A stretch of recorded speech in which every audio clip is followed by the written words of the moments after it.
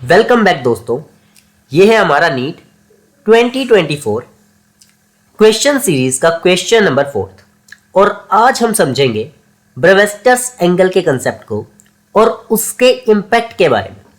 तो यहाँ पर क्वेश्चन दिया है, an unpolarized light strikes a glass surface at Brewster's angle, और चार हमारे पास ऑप्शन है कि रिफ्लेक्टेड और रिफ्रैक्टेड लाइट कंप्लीटली पोलराइज होगी, रिफ्लेक्टेड लाइट कंप्लीटली पोलराइज होगी but the refracted light partially polarize होगी, रिफ्लेक्टेड लाइट पार्शियली पोलराइज होगी, या फिर refracted light will be completely polarized. तो अगर मैं बात करूं पोलराइजेशन की, तो पोलराइजेशन का मतलब क्या होता है? पोलराइजेशन का मतलब है कि आपकी जो लाइट है उसका जो ऑस्किलेशन है वो एक ही प्लेन में है। सिंगल प्लेन में अगर लाइट ऑस्किलेट करती है तो वो हम उसे क्या बोलते हैं कि लाइट हमारी पोलराइज लाइट हो चुकी है। तो ब्रेविस्टर एंगल में क्या होता है, क्या हम सीखते हैं? ब्रेविस्टर एंगल एक ऐसी एंगल होती है जब लाइट किसी सरफेस पर रिफ्लेक्ट होती है। अगर लाइट किसी सरफेस पर रिफ्लेक्ट हुई है तो आपको ध्यान क्या रखना है, तब वो पूरी तरह से पोलराइज हो जाती है, वो पूरी तरह से पोलराइज होगी आपकी। यही चीज हम ब्रेविस्टर एंगल में पढ़ते हैं, ब्रेविस्टर एंगल में समझते हैं। तो इसका मतलब क्या है कि रिफ्लेक्टेड लाइट सिर्फ एक ही प्लेन में ऑस्किलेट करती है।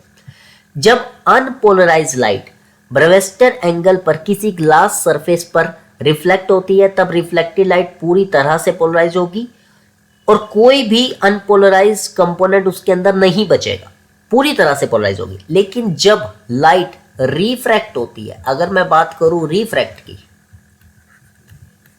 तो जब लाइट रिफ्रैक्ट होती है तब वो पूरी तरह से पोलराइज्ड नहीं हो पाती। रिफ्लेक्टेड लाइट में स्टिल कुछ कंपोनेंट्स अलग अलग प्लेन्स में होते हैं, इसलिए वो लाइट पार्शियली पोलराइज होती है।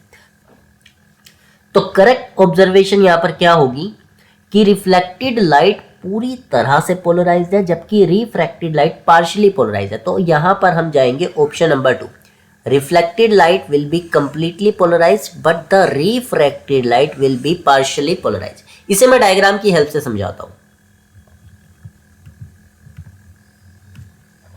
तो यहां पर देखिए, अगर मैं एक डायग्राम बनाऊं इसका, तो मैं एक सरफेस बनाता हूं। ये मेरा हो गया एक ग्लास सरफेस, इसके अंदर कुछ फिल कर देते हैं हम, जैसे मैंने ये कलर फिल कर दिया। तो ये मेरा ग्लास सरफेस हो गया, ग्लास सरफेस, और ये ऊपर होगी हमारी हवा, air, and that is glass. हमें पता है ग्लास का रिफ्रैक्टिव इंडेक्स ज्यादा होता है, इसलिए ये मेरा डेंसर मीडियम होगा, this is my denser medium. और एयर का रिफ्रैक्टिव इंडेक्स कम होता है, इसलिए ये है मेरा रेयर मीडियम। तो अगर इस सरफेस पर मेरे पास कोई अनपोलराइज्ड लाइट आती है, अनपोलराइज्ड लाइट मैं दिखा देता हूं यहां पर, यह है मेरे पास एक अनपोलराइज्ड लाइट। तो अनपोलराइज्ड लाइट को हम किस तरह से दिखाते हैं अनपोलराइज्ड लाइट की, कि आपके पास कुछ इस तरह से कि वो एक से ज्यादा डायरेक्शन में उसमें क्या हो रहा है, ऑस्किलेशन हो रहा है। तो यहां पर हम दिखा देते हैं, ये मेरे पास हो गई अनपोलराइज्ड लाइट।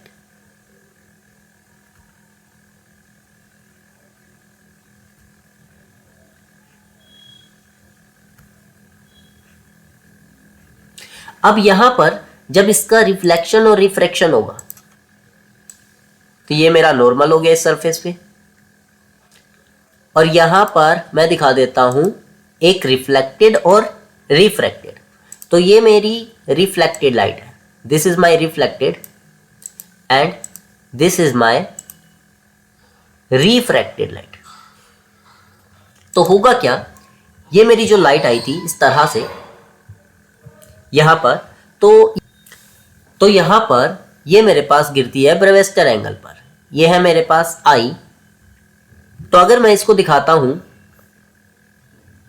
तो अगर मैं इस एंगल को दिखाता हूं आईपी से, और ये मेरे पास रिफ्लेक्टेड एंगल है, रिफ्लेक्टेड एंगल को मैं दिखा रहा हूं आर डैश से, तो ये भी किसके बराबर, वो हमने रिफ्लेक्शन में क्या पढ़ते हैं कि angle of incidence angle of reflection के बराबर होता है, angle of incidence angle of reflection के बराबर होता है। तो ये मेरे पास ये भी क्या होगा, आईपी होगा, और ये है मेरे पास रिफ्रैक्टेड एंगल, दैट इज इसको मैंने दिखाया आर से। तो ये जो मेरी जाने वाली लाइट है इसमें सिर्फ एक ही डायरेक्शन में ऑस्किलेशन होगा, ये मेरे पास पूरी तरह से पोलराइज लाइट होगी, कंप्लीटली पोलराइज्ड।